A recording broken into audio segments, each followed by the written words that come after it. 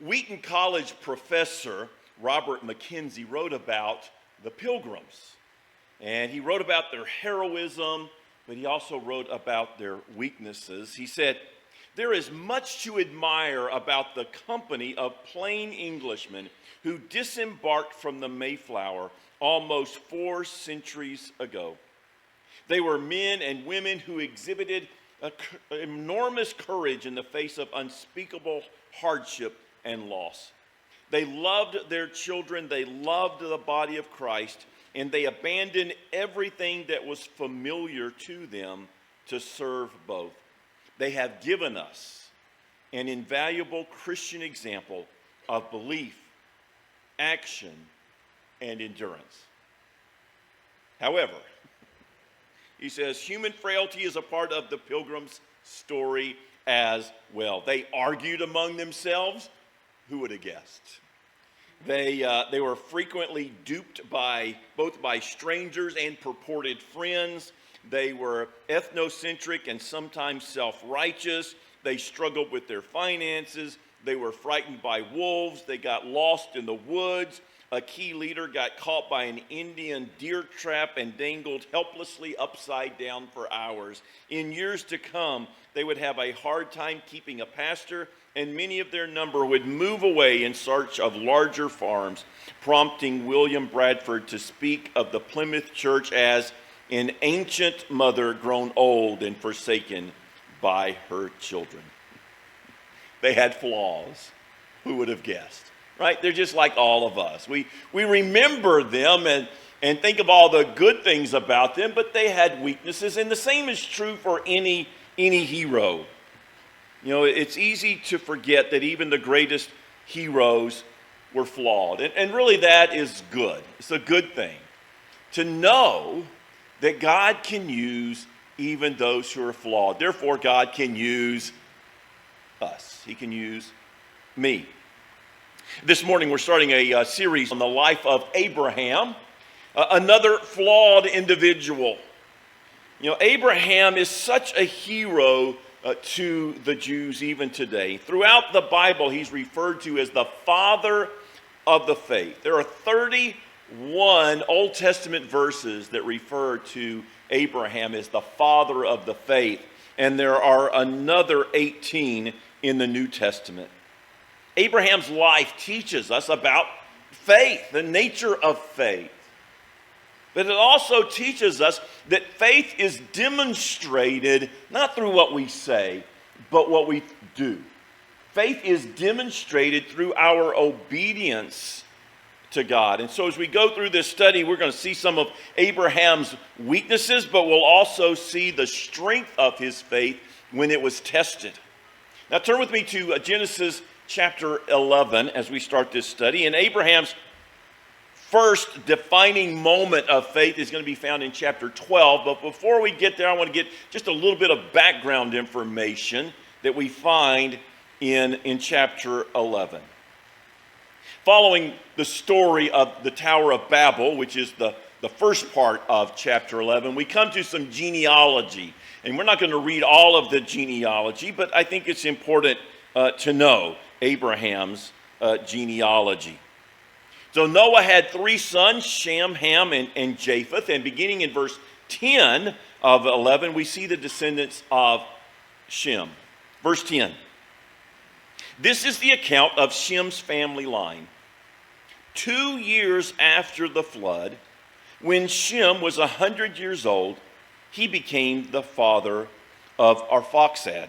And after he became the father of Arphaxad, Shem lived 500 years and had other sons and daughters. All right, so we're following the line of Shem, and we skip down to verse 26 to Terah, the father of Abraham's father. Verse 26, after Terah had lived 70 years, he became the father of Abram, Nahor, and Haran. This is the account of Terah's family line. Terah became the father of Abraham, Nahor, and Haran. Haran became the father of Lot. While his father Terah was still alive, Haran died in Ur of the Chaldeans in the land of his birth. Abram and Nahor both married. The name of Abram's wife was Sarai. The name of Nahor's wife was Milcah.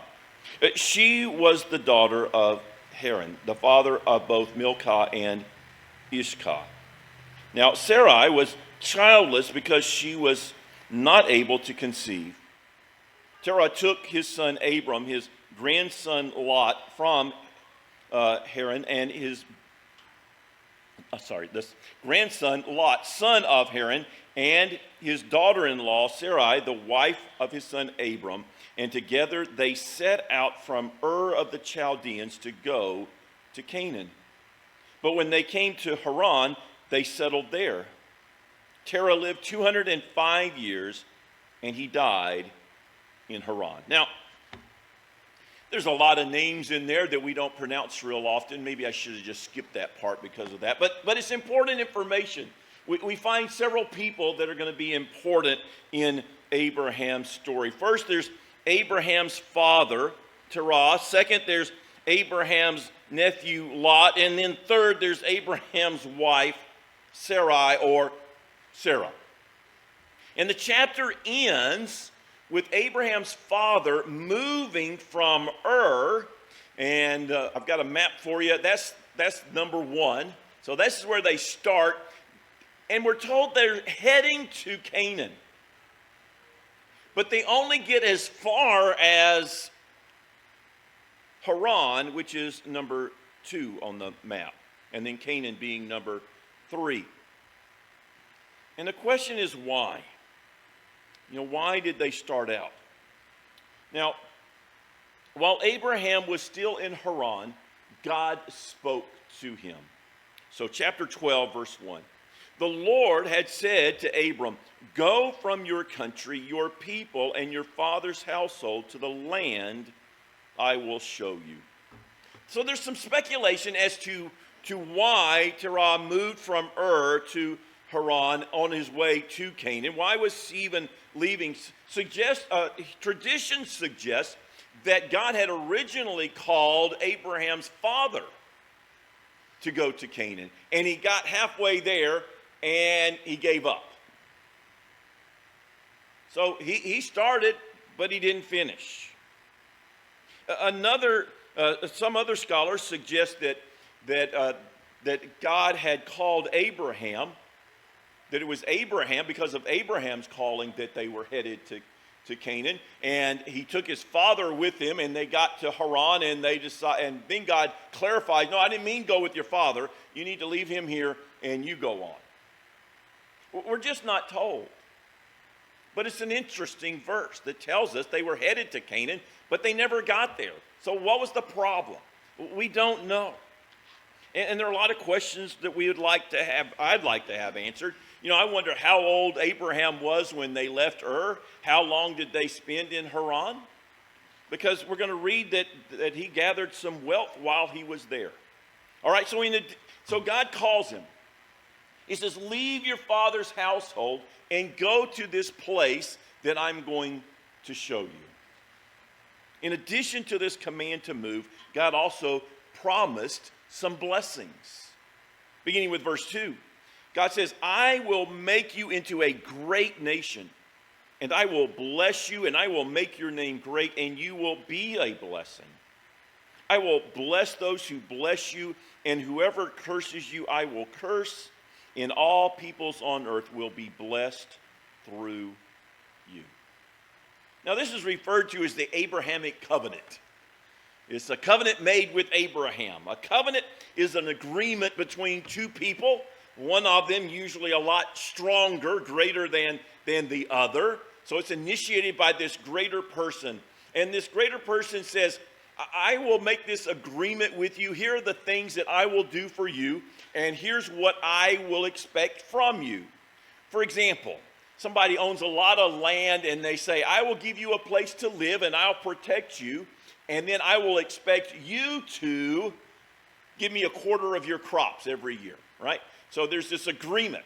The wealthy, the stronger, will do something for the other person, and then something is expected back. We see that at Mount Sinai. God made a covenant with the Israelites. And God says, here's what I will do for you. I'm going to give you this land flowing with milk and honey. I will bless you, and here's what I expect in return.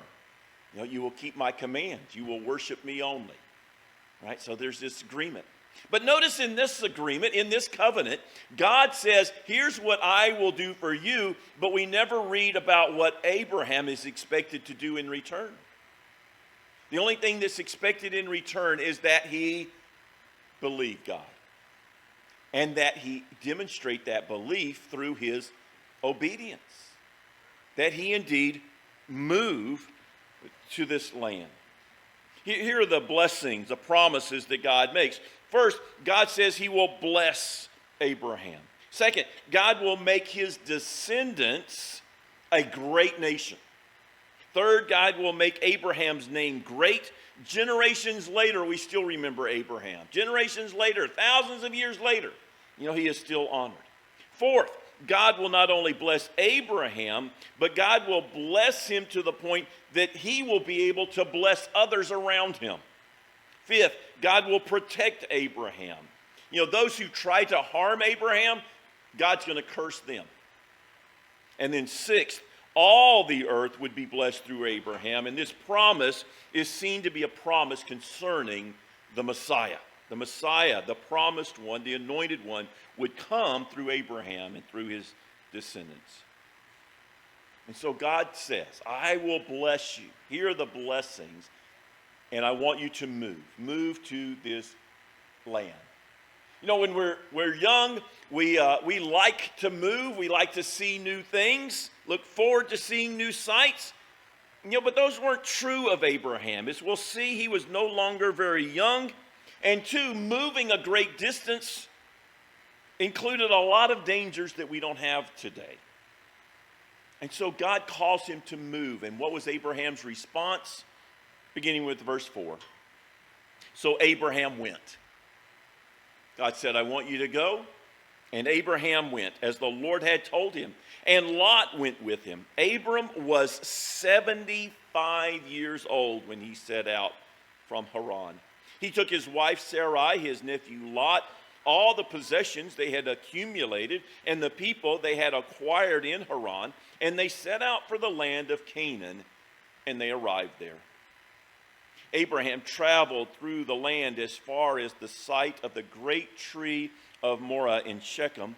At the time the Canaanites were in the land. The Lord appeared to Abram and said, to your offspring I will give this land. So he built an altar there to the Lord who had appeared to him. From there he went on toward the hills east of Bethel and pitched his tent with Bethel on the west and Ai on the east. There he built an altar to the Lord and called on the name of the Lord. Then Abram set out and continued toward the Negev.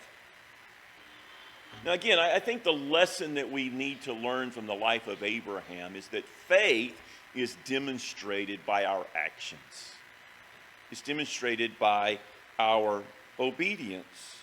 The author of Hebrews, we read a few weeks ago when we were going through the book of Hebrews, the author of Hebrews defines faith for us this way and talks about Abraham this way. Hebrews chapter 11, beginning with verse 8, we're told, by faith Abraham, when called to go to a place he would later receive as his inheritance, obeyed and went, even though he did not know where he was going.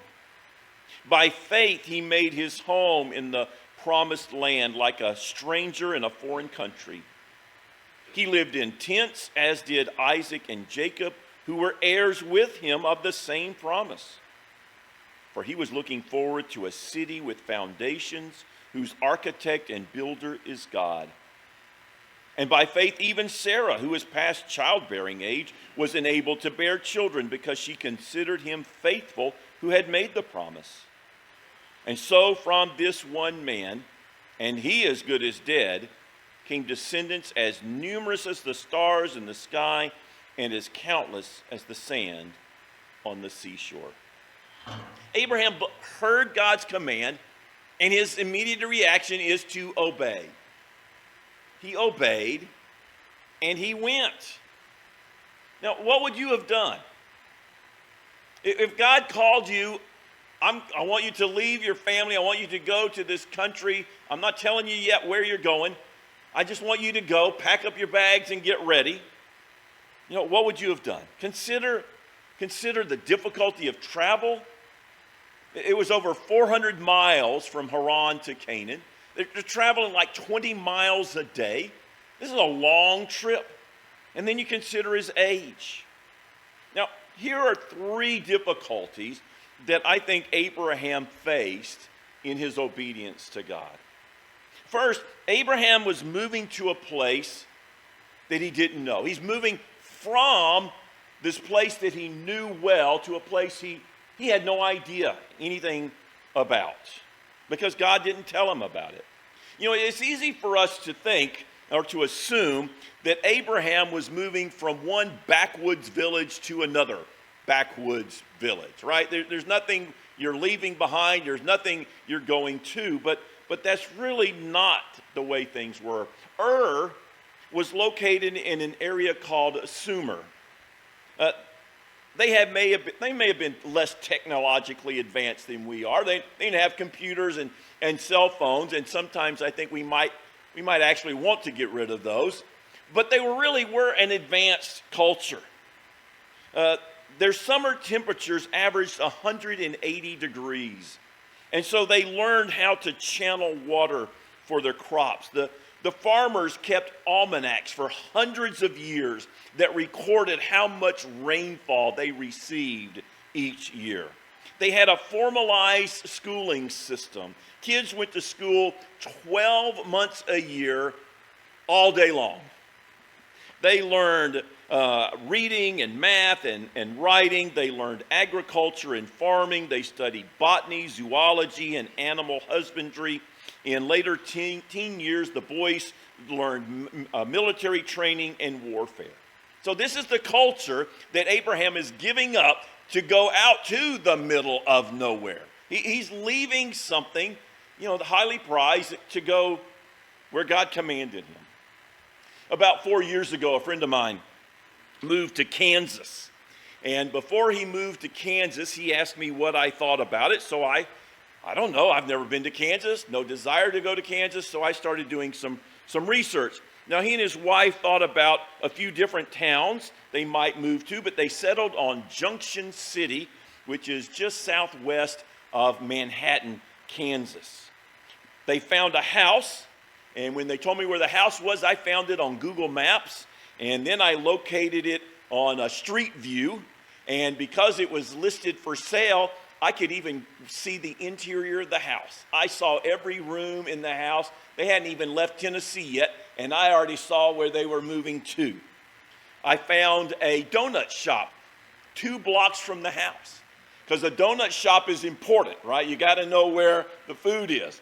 So I found the donut shop, and then I found a Christian church that's located 5 miles from their house. I did a little more research, pulled up the church's website.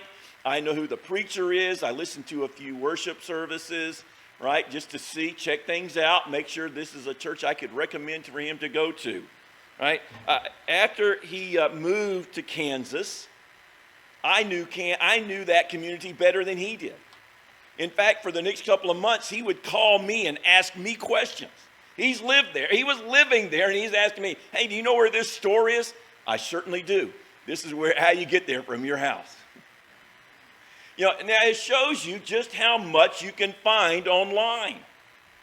And maybe too, it tells you a little bit about my stalker tendencies. But beyond that,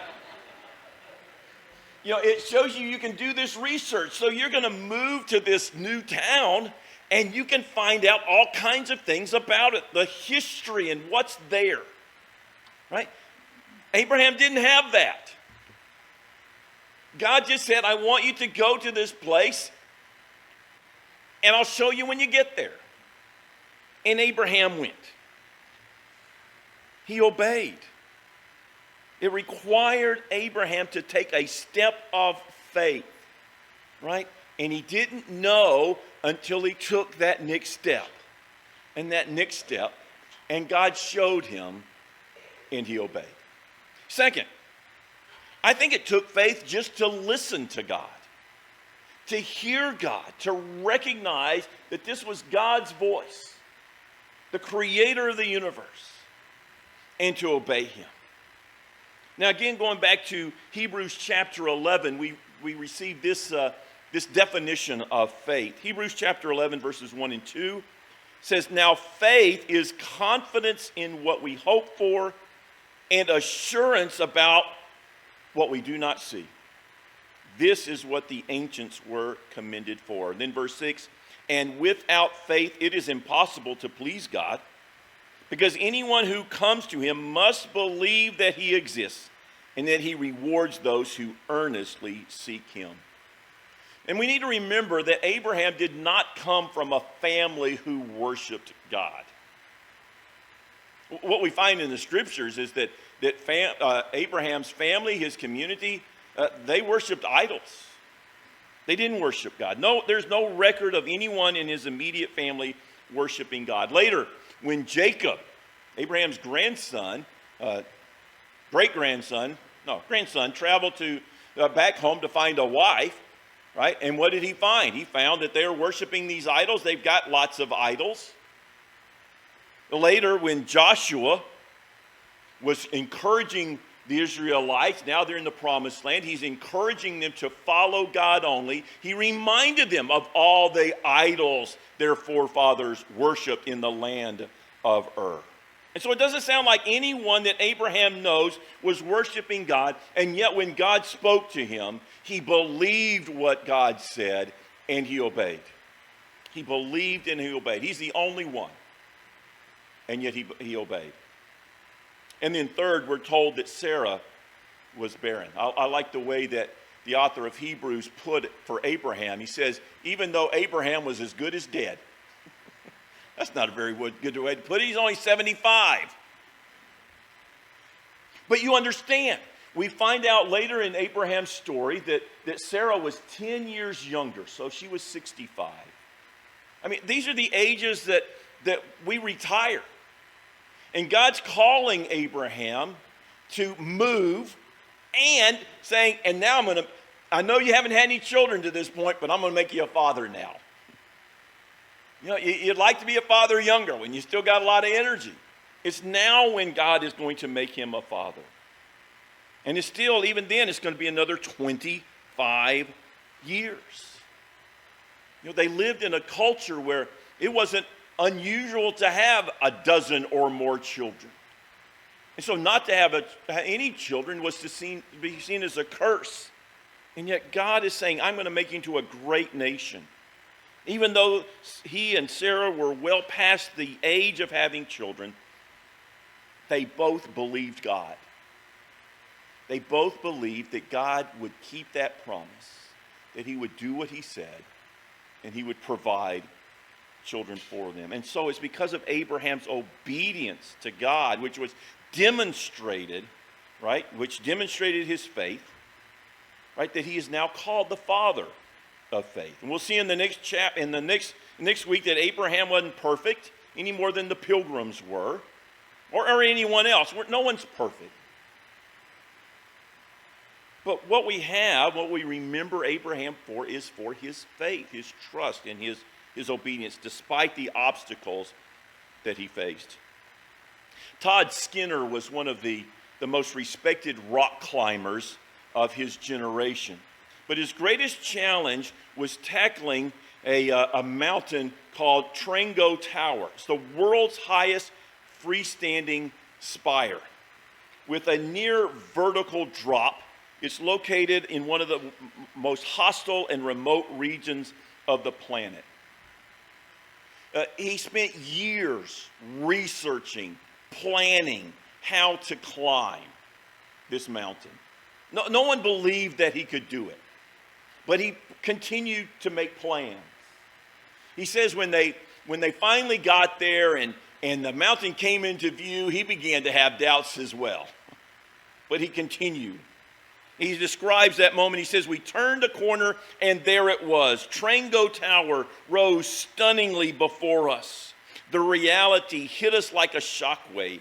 We stopped dead in the middle of the track. No amount of bluff or bravado could hide the fact that we were absolutely horrified at the thought of climbing this.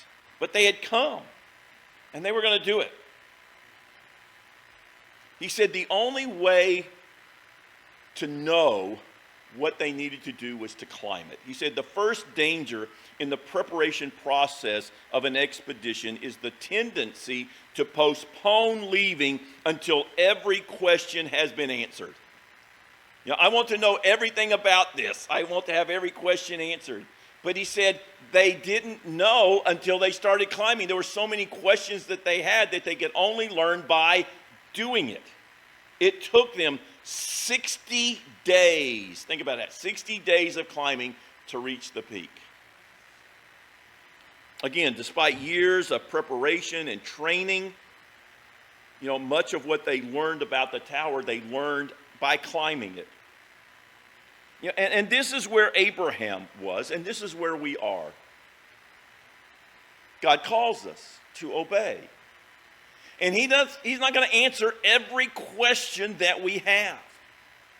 Where are you sending me? What are the people like there? What's the land like? God doesn't answer. God just says, go and obey. We're not going to have all our questions answered. The questions we'd like to have answered. We must simply trust God when he calls us and obey. And that's what Abraham did, and that's why he's remembered today as the father of faith. So this morning I want to ask you, do you trust God? Do you trust him enough to obey whatever he calls you to do? We're going to sing our invitation hymn, and I ask, have you placed your trust in Jesus? Have you given him your life that you might receive forgiveness and the promise of eternal life? If not, we invite you to come as we stand, as we sing.